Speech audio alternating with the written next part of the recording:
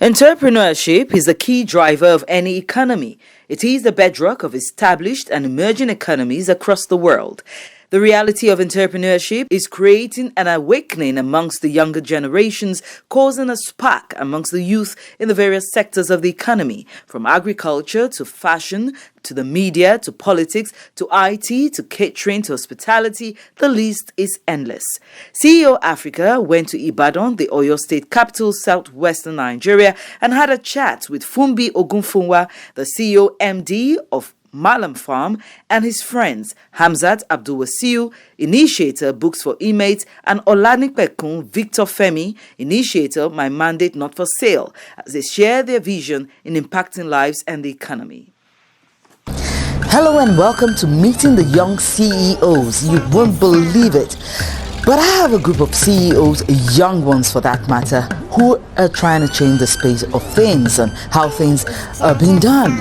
And so we're going to have a meeting with them, and I just want you to stay put, don't go away, as we get to know who they are and what they're doing. Don't go away.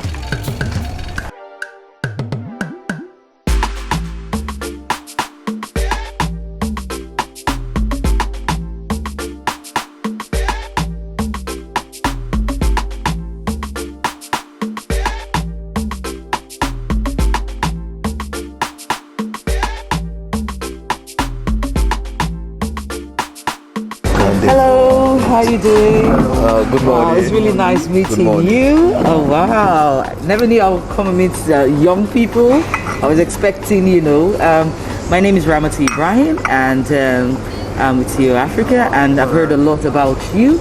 And CEO Africa is a media firm that projects young entrepreneurs, and we're glad to project you and what you're doing in dominating the space of entrepreneurship here in Ibadan. And I'm so excited because I see you like in your 30s. I mean, really? 20s. You're your 20s. Oh my God! This is interesting. This is exciting. Yes, you're in your 20s. Yes. Wow. And you're already dominating the space. Wow, this is fantastic. Fantastic. Thank you.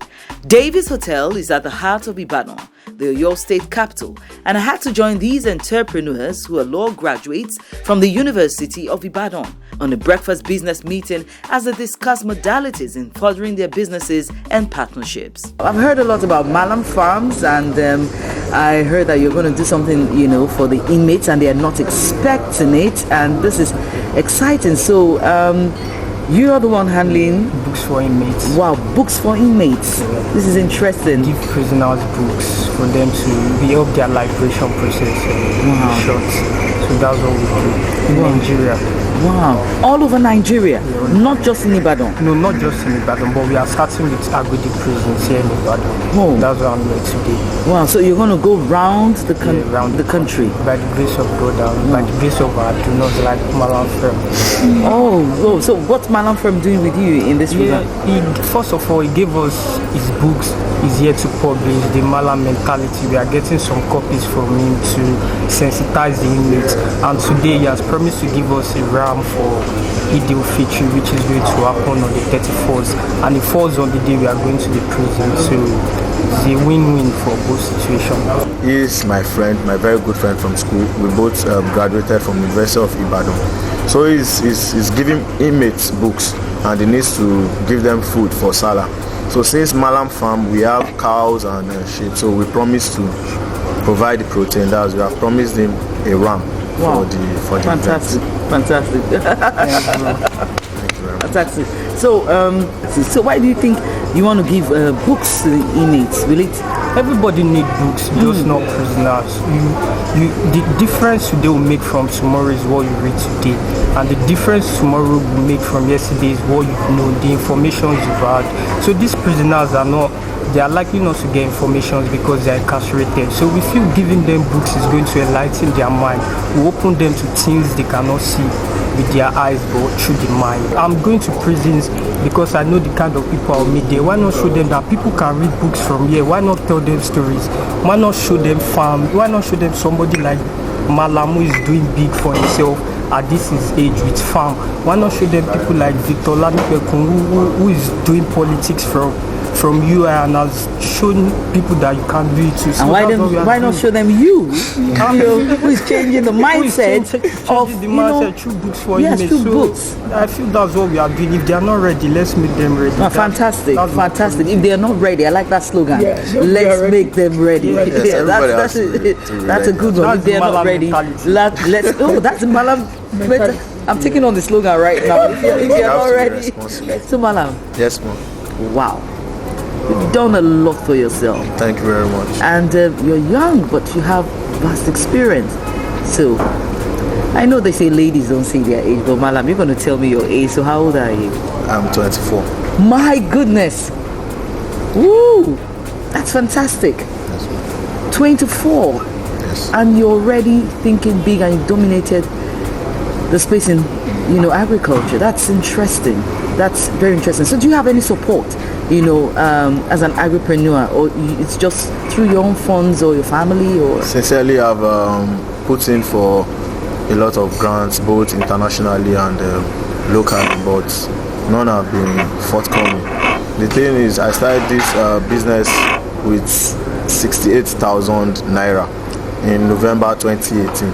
So I gave a friend, a cow person, University of Ibadan, to buy a cow for me because I read it in a book.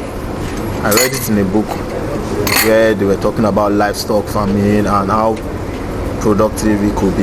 So I had that money with me then. So I said, okay, let me try. So I gave him the money. I got the first cow.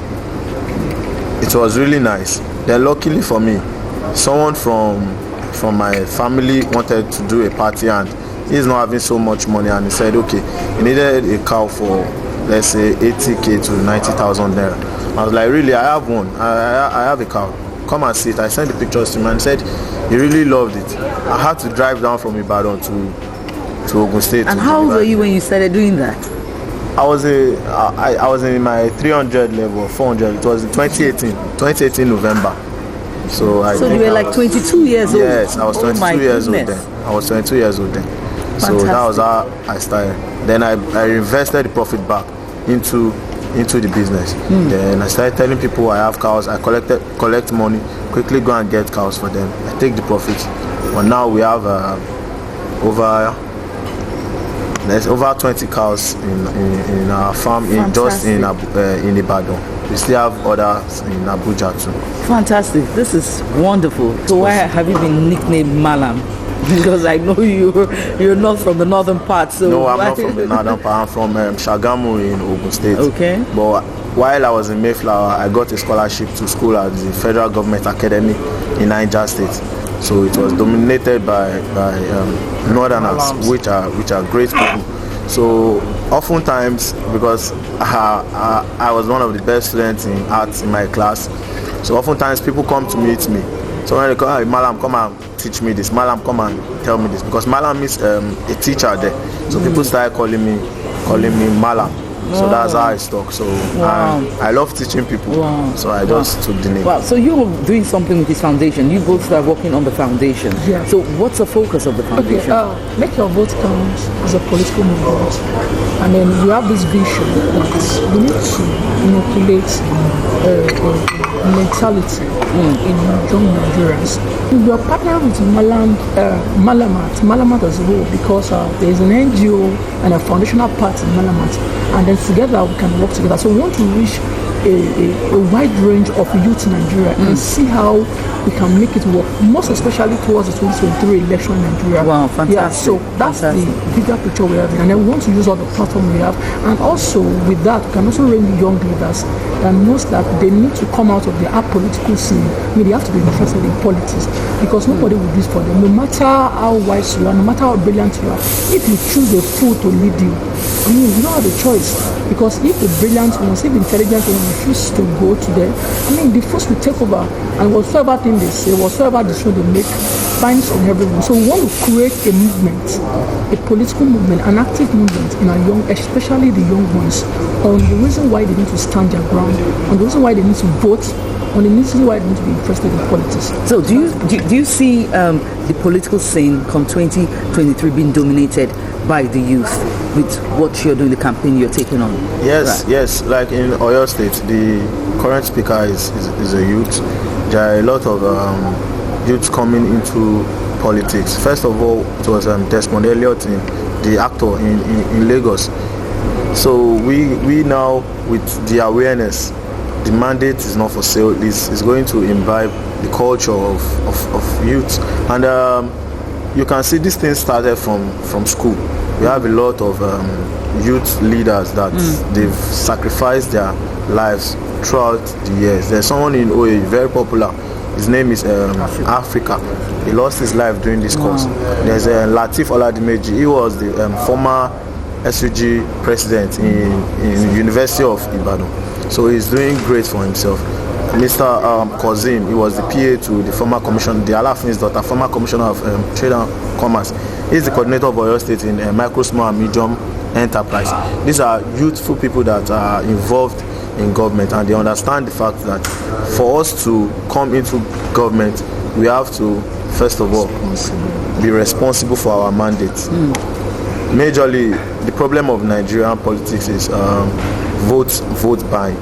So if we can stop that from the grassroots, especially from the youth, let us know that this is the only power we have. Our vote, our voters card is our only power. It's the only way we can speak to the government for them to understand. The Nigerian youth have reason to build the ruins of the country in the space of failed leadership, violence and chaos. It is exciting to see that these youths still believe in a country where millions of youths have fled for greener pastures. They believe that it is their responsibility to bring back the glory of Nigeria and her people. Well, it's a pleasure meeting you. I like Thank what you very you're doing. I like your mind. I like your mindset. And the space is waiting for you. I'm glad you've taken that chance, to start doing something. And I thank God for your focus. I just want you to remain focused. Rome was not built in a day. There's a saying that goes like that. And just keep being focused, and believe you me, very soon, your names will go places. It has started. It has started already. So See You Africa is ready to partner and work with you, and let's fly together. Thank you. Thank you so much. It was a pleasure meeting you. Thank you. I appreciate it.